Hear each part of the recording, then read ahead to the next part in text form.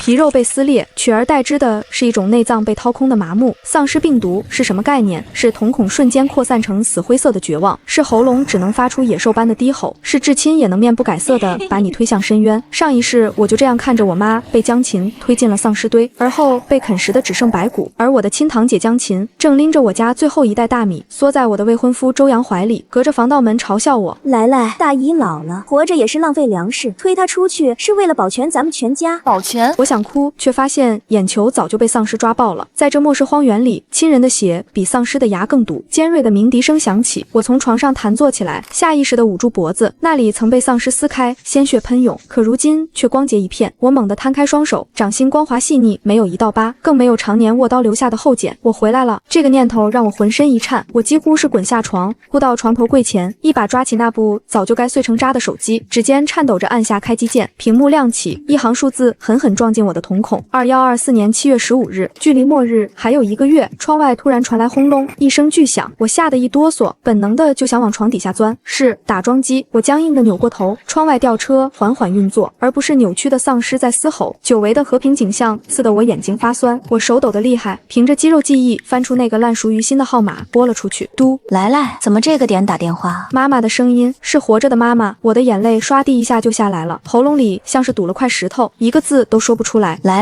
说话啊，你别吓妈妈。电话里的声音瞬间慌了，妈，我好不容易挤出一个字，哭得更凶了。我好想你。脑子里闪过妈妈被江琴推进尸潮的画面，恨意几乎将我吞噬。上一世我把江琴当亲姐姐，掏心掏肺，她却伙同我的未婚夫害死我全家，抢走我们所有物资。我死死咬住嘴唇，逼自己冷静下来。妈，你和爸现在就来我这儿，立刻，马上，天大的事！电话那头，我妈显然被我的语气吓到了，我听见她冲着屋里大喊：老姜，快点，闺女出事了！挂了电话，我冲进浴室，拧开水龙头，把脸埋进刺骨的冷水里。抬头，镜子里的女孩脸色惨白，但那双眼睛里是淬了毒的恨和不惜一切的决绝。江琴，这一世我绝不会再做圣母。我爸妈几乎是踹门进来的，看我好好的站着，只是眼睛肿得像核桃，才算松了口气。客厅里死一般的寂静。我把1个月后的流星雨、病毒爆发、丧尸横行，还有我们家的结局，一字不漏的全说了出来。我爸一根接一根的抽烟，烟灰缸很快就满了。我妈的脸色越来越白，手都在抖，她试探着问：来，你是不是最近太累了，做噩梦了？我摇摇头，看着他们，我知道这听起来像天方夜谭，所以我给你们2个预言。第一，后天7月17号下午3点03分，东郊化工厂会爆炸。新闻汇报，但只会说是消防演习，无人伤亡。我顿了顿，抛出第2个重磅炸弹。第二，这个月底，江琴会借口带你们去乡下看老宅，说是给我一个惊喜。同行的还有我的未婚夫周阳。这2个预言，一个用来证明末日，一个用来让你们看清我们家养了2条什么样的白眼狼。我爸猛地掐灭烟头，死死地盯着我。半晌，他吐出一口浊气，声音沙哑：好。他转身进了卧室，没一会儿抱出来一个沉甸甸的保险箱，咔嗒一声打开，里面是房产证、存折、金条，这是咱家全部的家底。爸信你，不管真假，爸陪你赌这一把。等待的2天，每一秒都是煎熬。7月17号下午2点50分，我们一家3口死死盯着电视，谁也不说话。3点、3.01、3.02，新闻里还在放着财经报道。我妈的脸色又开始发白，手下意识地抓住了我的胳膊，我的心沉了下去，手心全是冷汗。难道重生改变了历史？就在这时，画面一闪，插播了一条紧急新闻。本台快讯：今日下午3点03分，我市东郊一化工厂发生燃爆，现场无人员伤亡。据悉，这可能是一次计划内的消防演练。播报员的声音此刻听来如同天籁。我爸豁地一下从沙发上站了起来，我妈捂着嘴，眼里的震惊藏都藏不住。爸，我喊他，他转过头，眼神复杂的像一团乱麻，最后重重的点了点头。我马上去联系人卖房卖铺子。来，你跟你妈列单子，要什么买什么，钱管够。我们家的末日引擎在这一刻彻底点燃。接下来的日子，我们陷入了前所未有的忙碌。爸爸动用了他所有的关系，以最快的速度将家里的固定资产变现，现金如流水般汇入我的账户。我和妈妈则成了购物狂人，我们租下了一个郊区的仓库作为中转站，以开办大型农家乐的名义，开始疯狂采购大米、面粉、各种杂粮，直接按吨买，食盐、白糖、各类调味品堆得像小山一样高，真空包装的肉类、脱水蔬菜、罐头食品塞满了整个冷库。我利用前世的经验，采购了大量容易被忽略却至关重要的物资，大量的抗生素、消炎药、碘伏、纱布，还有各种维生素片，能够反复使用的打火石、净水设备、大功率的太阳能发电机和蓄电池，各种农作物的种子，尤其是那些生长周期短、产量高的。妈妈比我更细心，她采购了足够我们用几十年的日用品，从卫生纸到牙膏，从棉衣到雨鞋，无一遗漏。每一天都有数不清的货车驶向我们租用的仓库，我们像2只忙碌的蚂蚁，将一个又一个的空货架填满。城市的繁华依旧，没有人知道一场浩劫正在悄然逼近，而我们正在与时间赛跑，为即将到来的黑暗构筑一个温暖的巢穴。半个月后，我们悄无声息地离开了这座生活了几十年的城市。几辆伪装成物流公司的大卡车载着我们全部的家当，连夜驶向了乡下的老家。老宅坐落在深山里，是一座几十年前用石头垒起来的老院子，坚固异常，这里几乎与世隔绝，是天然的避难所。抵达的第2天，改造工程就立刻开始了。爸爸找来了最可靠的施工队，都是跟他多年的老伙计。我们以养老和防备山体滑坡为由，对老宅进行了一次彻底的加固。院墙被加高加厚，上面嵌满了碎玻璃和铁丝网，所有的门窗都换成了防盗级别最高的玻璃，是特制的防弹玻璃。最重要的是地下室的改造，我们将院子里的老地窖向下深挖，用钢筋混凝土浇筑了一个巨大的地下安全屋，通风、排水、电力系统一应俱全。入口被巧妙地隐藏在了主屋的一个壁炉后面。邻里乡亲们对我们家的大动作感到好奇，但都被爸爸用城里待腻了，回来享清福的理由给搪塞了过去。山里人淳朴，见我们态度坚决，便也不再多问。忙碌中，时间到了周6，叮铃铃，桌上的手机疯狂震动。我看了一眼屏幕，江琴，我妈正忙着清点刚运到的发电机，听到铃声，抬头看向我，我按下了免提。来，怎么才接电话呀？江琴那甜的发腻的声音传了出来。我和周阳已经到车站了，正准备往咱乡下老宅赶呢。你和叔叔婶婶都在家吧？我冷笑一声，对着话筒却换上一副如常的语气。在呢，正打算打扫一下院子。姐，你带周阳来干什么？哎呀，说了是惊喜嘛，一会儿见，保准让叔叔婶婶大吃一惊。电话挂断，屋里安静的可怕。我妈握着记事本的手气得发抖，她看向我爸，我爸没说话，只是默默走到门口，拎起了一把平日里劈柴用的斧头，在手里掂了掂，最后放在了门后最顺手的地方。下午2点，一辆白色的轿车停在了老宅门口，轿车后面还跟着一辆破旧的面包车，几个流里流气的男人在车窗后贪婪地打量着江家老宅。江琴下车时还心虚地朝后看了一眼，低声对周阳说：“放心，我找了黑哥他们带路，只要进了老宅，这房子就是咱们的，到时候分他们几袋米就行。”江琴穿着一身白色的连衣裙，看起来清纯无害，手里还提着2盒廉价的补品。站在她旁边的是我的未婚夫周阳，他今天穿得很正式，西装革履，甚至还打了个领带，只是那眼神闪烁，不敢跟我对视。叔叔阿姨，江琴一进门就热络地打招呼：“叔叔婶婶，快来看我给你们带了什么。”我妈僵硬地扯了扯嘴角，没说话。我爸坐在院子里的石凳上，阴着脸抽烟，那架势像是一座随时会爆发的火山。江琴没察觉到气氛不对，或者说她太兴奋了，兴奋到迫不及待要撕开那层遮羞布。她一把拉过周阳的手，十指紧扣，娇羞地低下了头。叔叔婶婶，其实今天来是有件大事要跟你们商量。周阳干咳一声，挺了挺胸脯，自以为深情地开口：“叔叔阿姨，我知道这件事对来不公平，但我跟琴琴是真心相爱的，我们已经有孩子了。”轰的一声，我妈手里的水杯直接砸在了地上，摔得粉碎。江琴赶紧上前一步，语气诚恳的让人作呕：“叔叔，来毕竟还年轻，他以后还能找更好的。周阳说了，只要你们同意，这老宅以后翻新了，我们也给来留个房间，毕竟咱们是一家人嘛。”我站在里屋看着他们表演，心里那股积压了2世的暴力几乎要冲破胸腔。上一世我爸妈就是被这副一家人的嘴脸蒙蔽，最后落得个惨死的下场。我爸猛地站起身，手已经摸到了门后的斧头柄。你们刚才说老宅给来留个房间？我爸的声音低沉的可怕。对啊，叔叔，周阳家正好要拆迁，这老宅地段好，我们打算把这儿当婚房，以后接您2老来享福。江琴话还没说完，我爸突然冷笑一声，猛地一拍桌子：“滚！”江琴愣住了，周阳也傻眼了。叔叔，您是不是没听清？我们是说我让你们滚。我爸指着大门，眼珠子都红了，带着你的野男人，立刻给我滚出江家的地界。江琴脸上的笑容僵住了，取而代之的是一抹阴狠。叔叔，你别给脸不要脸，来这种死脑筋，周阳早就不想要他了，这老宅也有我爸的一份，凭什么全给你们？我卡着时间，看准时机从里屋出来。姐，你别急，既然你想要这房子，我们可以谈。江琴眼睛一亮，还是来识大体。我走过去，把他拉到门口，贴在他的耳边，用只有我们2个人能听到的声音轻声说道：“想要房子可以，但你得有命住进去才行。”就在这时，远处的天边突然划过一道诡异的红光，紧接着地面毫无征兆的剧烈颤动了一下，我心脏猛跳，终于来了！我一把将江琴推出门外，就如同前世他将我们一家推出门外一样。我冲到门边，死死扣住了合金大门的开关。爸妈，进屋！江琴被我推了个趔趄，正要发作，却发现天色瞬间暗了下来，一种令人毛骨悚然的嘶吼声隐约从山林深处传了过来。我看着门外还没反应过来的2个人，露出了重生以来的第一个真诚笑容。既然这么想要老宅，那就在门外好好守着吧。咔嗒，合金大门彻底锁死。合金门在江琴和周阳面前轰然落下，发出沉闷的撞击声。来来，你疯了吗？江琴尖叫着拍打着门板，指甲在金属表面划出刺耳的声响。周阳脸色煞白，转身想往外跑，却发现院子的大门也在同一时间自动关闭，整个院落在这一刻变成了一座密不透风的牢笼。远处的嘶吼声越来越近，夹杂着什么东西被撕裂的声音。我抱着臂，面无表情地看着监控里上演的好戏。爸，启动院墙的电网。江父按下控制面板上的开关，院墙顶端的铁丝网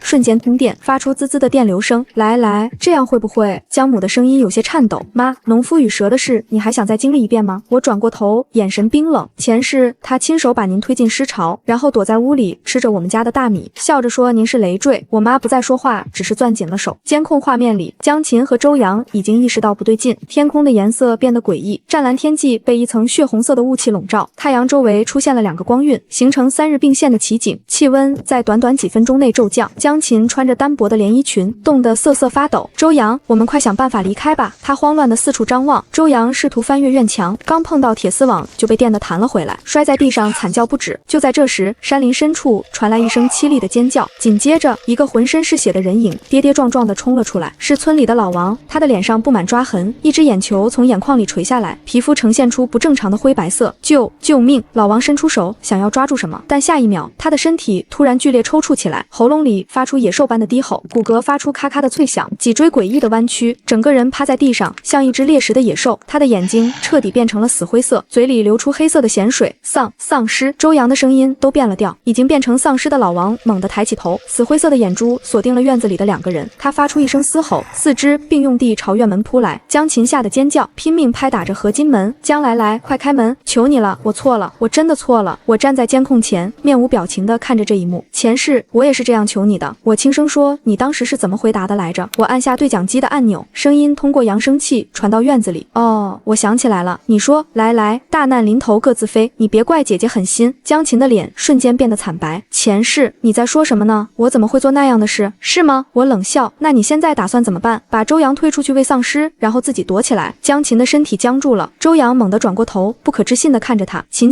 他在胡说八道，你不会的对不对？江琴张了张嘴，却说不出话来。就在这时，院门外传来更多的嘶吼声，不止一只丧尸，是一群。他们闻到了活人的气息，疯狂地撞击着院门。合金门发出沉闷的撞击声，但纹丝不动。我早就料到会有这一幕。这扇门是我用前世的经验特制的防丧尸合金门，能承受数吨的冲击力。但院子里的2个人不知道，他们只看到越来越多的丧尸聚集在门外，腐烂的手掌拍打着门板，发出令人头皮发麻的声音。来，求你了，我们是一家人啊！江琴哭喊着。一家人？抢走我们家所有物资的时候，怎么没想起我们是一家人？我打断他，江琴，你不是经常说大难临头各自飞吗？现在就各自飞吧！我关掉了对讲机，监控画面里，江琴彻底崩溃了，她疯狂地砸着门，指甲都断了，鲜血顺着门板流下来。周阳瘫坐在地上，眼神空洞。就在这时，院子角落里传来一声异响，那是我故意留下的一个破绽，一扇看起来很脆弱的侧门。江琴像抓住救命稻草一样冲了过去。这里有门！他拼命地踹着门板，木门发出咔嚓的声响。周阳也爬起来，2个人合力终于把门踹开了。他们冲进屋内，砰的一声关上门，屋里一片漆黑。江琴摸索着找到电灯开关，啪的一声，灯亮了。客厅里堆满了纸箱，上面用黑色马克笔写着压缩饼干、净水设备、医疗用品。江琴的眼睛瞬间亮了。周阳，你看，物资，全是物资！他疯狂地扑向最近的一个箱子，撕开封条，里面装满了废报纸和石头。江琴愣住了，他不信邪地打开第2个箱子，还是废报纸和石头。第3个、第4个，所有的箱子全是空的，最上面压着一张白纸。江琴颤抖着拿起来，上面只有一行字：惊喜吗？想要物资？下辈子吧，爱你的妹妹。来，江琴瘫坐在地上，看着那堆废纸，大脑一片空白。还没等她哭出声，紧闭的房门突然发出一声巨响，砰，门板被蛮力踹开。光头男人带着一身血腥气，冷笑着走进来，手里还拎着一根带血的钢管。他身后跟着几个满脸横肉的壮汉，直接把狭小的客厅堵得死死的。江琴，这就是你说的堆成山的罐头和米面？光头男人随手挑起一张废纸，眼神阴鸷的可怕。老子冒着被丧尸咬碎脑袋的风险，一路护送你们这对狗男女过来，你就给老子看这个！江琴吓得浑身一抖，拼命往后缩。黑哥，不是这样的，我也不知道。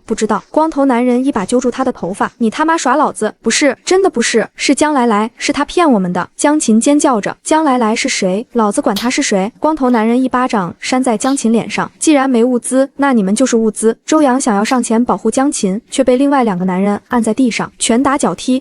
别打了！周阳蜷缩成一团。监控室里，我静静地看着这一切，脸上没有任何表情，只有眼底深处闪过一丝畅快。江母别过头，不忍再看。我爸则默默地走到监控前，看着外面那副人间地狱的景象，一言不发，但紧绷的下颚线暴露了他压抑的怒火。活该！他一字一句地说。监控画面里，光头男人突然注意到周阳的手臂，那里有一道明显的咬痕，伤口周围的皮肤已经开始发黑。操，你被咬了！光头男人猛地后退。周阳低头看向自己的手臂，脸色瞬间变得惨白。不可能，我明明只是被擦伤了，但伤口的变化不会骗人。黑色的纹路像蛛网一样顺着血管向上蔓延，已经爬到了肩膀。把他扔出去！光头男人吼道。2个手下立刻上前，架起周阳就往门外拖。不要！秦，救我！周阳拼命挣扎，伸手想要抓住江琴。江琴站在原地，脸色惨白，身体在颤抖。他看着周阳，又看了看那几个凶神恶煞的男人，最终他咬着嘴唇后退了一步。秦，周阳的声音里满是绝望和不可置信。对不起。江琴闭上眼睛，声音颤抖。我也想活下去。周阳的眼神彻底死了，他不再挣扎，任由那些人把他拖到门口。就在门打开的瞬间，外面的丧尸疯狂地涌了进来。周阳被扔进尸潮，凄厉的惨叫声响彻整个院子。光头男人迅速关上门，靠在门板上喘着粗气。妈的，差点被咬了！江琴瘫坐在地上，浑身颤抖。他刚才亲手放弃了周阳，那个说要爱他一辈子的男人。监控室里，我轻笑一声，前世你们就是这样对我爸的。我轻声说，打断他的腿，抢走他身上最后一块压缩饼干，然后把他扔进丧尸堆。我按下控制面板上的另一个按钮，客厅里隐藏在墙壁里的高频发射器启动了，人类听不见的频率波开始向四周扩散。这是我前世学到的，丧尸对某些特定频率极度敏感，会不顾一切地涌向声源。院子外，原本分散的丧尸突然像疯了一样，疯狂地撞击着院门，不止院门，连院墙都开始承受巨大的压力。密密麻麻的灰白色身影从四面八方涌来，整个院子被丧尸包围了。江琴，我为你点的这首丧尸狂想曲，喜欢吗？客厅里的几个人也察觉到了异常，怎么回事？丧尸怎么越来越多？操，他们好像被什么东西吸引了。光头男人脸色铁青，他猛地转向江琴，是不是你搞的鬼？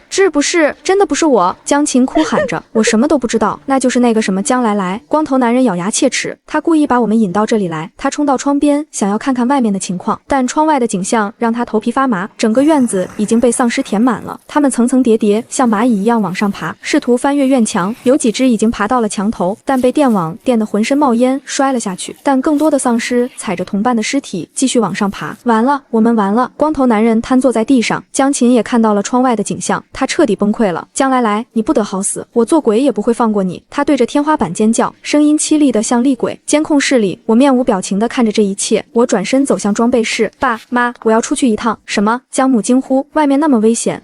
这里只是临时避难所，不是堡垒。我抽出背包，开始往里面塞东西。我必须去一个地方，拿到能让我们真正活下去的东西。我没有说谎，但也隐瞒了最重要的部分。方舟地堡，那个前世无数人梦想的末日堡垒，它的主系统将在72小时后进入永久休眠，一旦错过，就算是神仙也别想再打开那扇门。我必须去。我换上用特殊纤维材料制成的防咬服，套上战术靴，将一把消防斧和军用匕首别在腰后。来，我妈眼眶红了，死拉着我不放。妈，这里的防御足够坚固，物资也够你们用1年以上。我抱了抱她，感受着这失而复生的温暖。等我回来，我们就再也不分开了。我不敢再多说一个字，转身走向地下室深处。我怕再多看他们一眼，复仇的决心就会动摇。按下壁炉后的隐秘开关，墙壁无声划开，露出一条漆黑的地道。地道里只有我沉重的呼吸和脚步声。走了近半个小时，一股混杂着血腥和腐烂的恶臭从出口处传来。我出来了，外面的世界已经变成了我记忆里最熟悉的炼狱。天空是压抑的铅灰色，血红色的诡异光带在云层中翻滚，远处城市的方向浓烟滚滚，爆炸声此起彼伏。我攥紧了手里的消防斧，将一层特制的能掩盖活人气息的药膏仔细涂抹在防咬服外。开始了，我沿着记忆里那条最隐蔽的路线，贴着断壁残垣的阴影，无声的穿行。前方的巷口，一只穿着保安制服的丧尸正在啃食着什么，他的动作迟缓，喉咙里发出满足的呵呵呵声。我没有绕路，时间不允许，我放轻脚步，像一只猫从他身后悄悄接近。就在离他只有3步远的时候，那丧尸仿佛察觉到了什么，猛地回过头，一张腐烂到只剩一半的脸正对着我，浑浊的眼球里没有任何神采，只有纯粹的饥饿。他嘶吼一声，张开黑洞洞的嘴朝我扑来。我没有后退，而是身体一矮，消防斧自下而上，用斧柄狠狠地撞在他的下颚上，咔嚓，颈骨断裂的脆响。丧尸的扑势一致，我一脚踹在他胸口，将斧头拔了出来。整个过程不到3秒，这是我用前世3年的血与泪刻进骨子里的生存本能。我继续前进，天色越来越暗。就在我我准备找个地方过夜时，一声枪响划破了死寂。我立刻蹲下，躲在一辆废弃的公交车后，枪声是从不远处的加油站传来的。我悄悄摸过去，透过便利店破碎的玻璃窗，看到了里面的景象。一个高大的男人背靠着货架，腿上鲜血淋漓，正在被5、6只丧尸围攻。他手里只有一把匕首，但动作异常凶悍，每一刀都精准地刺入丧尸的眼窝。可他失血太多，动作已经开始慢了下来。一只丧尸绕到他身后，张嘴就朝他的脖子咬去。是沈进，前世最强基地黎明的建立者，那个在末日里创造了无数奇迹的男人。我没有丝毫犹豫，从背包里掏出一个自制的燃烧瓶，点燃布条，用尽全力扔了过去。燃烧瓶在丧尸群中炸开，火焰轰然升腾，将2只丧尸瞬间点燃。凄厉的嘶吼吸引了所有丧尸的注意。沈进抓住这个机会，一瘸一拐地冲向便利店后门，和我撞了个正着。他看到我全副武装的样子，愣了一下，但立刻举起了手里的匕首，眼神警惕。你扔的？为什么救我？他喘着粗气，靠在门框上。多个人，多条路。我言简意赅。沈进打量了我几秒，忽然咧嘴笑了，只是那笑容因为失血而显得有些惨白。有意思，我叫沈进，将来。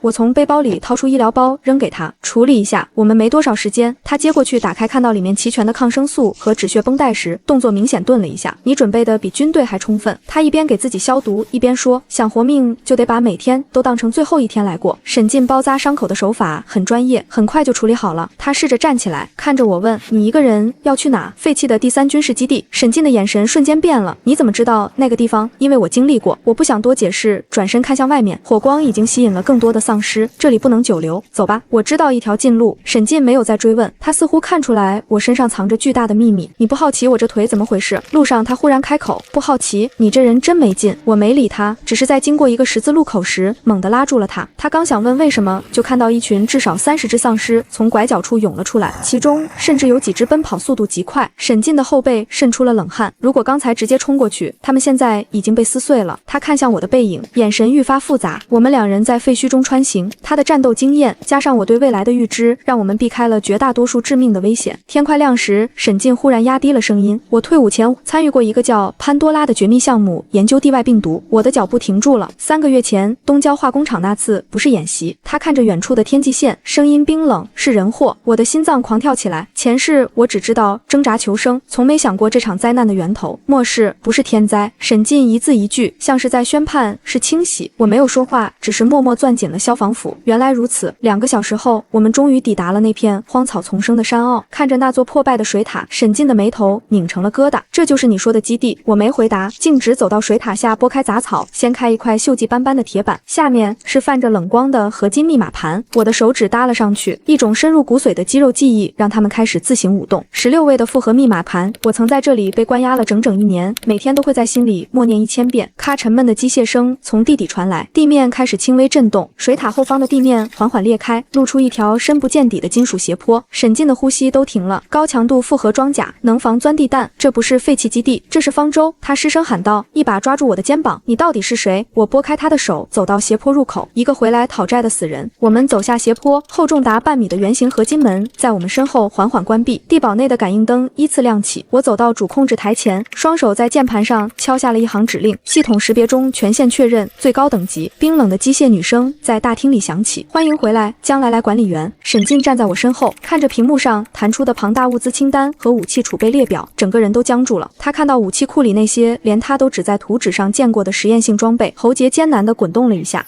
他一句话还没说完，整个地堡突然红光大作，刺耳的警报声瞬间撕裂了这片刻的安宁。我猛地抬头看向主屏幕，一行血红色的警告狠狠地撞进了我的眼睛。警告：检测到未知生物信号，信号来源地堡内部 B-3层样本冷冻区。地堡内紫色的高频紫外线灯光将大厅染成了一种诡异的深邃。沈进靠在射击位旁，手里的步枪斜指地面，他还在消化我刚才说的那番话。潘多拉定向爆破清洗，他低声重复着，每一个词都像是从牙缝里挤出来的。如果这一切是真的，那我们之前流的血到底算什么？我没看他，手指在控制台的虚拟键盘上飞速掠过，算代价。我调出了监控画面，山坳入口处，3道穿着深灰色战术服的身影正贴着岩壁迅速推进。带头的那个人，即便隔着模糊的监控和防毒面具，我也能认出他走路的姿势。尘封前世，他为了抢夺我手里的样本，亲手打断了我的肋骨，把我丢进满是丧尸的化工厂车间。那一刻的窒息感，到现在还像一根冰冷的刺扎在我的脊髓里。沈进，你的仇人到了！我指了指屏幕。沈进凑过来，在看清那个领头人的瞬间，他握枪的手背上青筋暴起，是他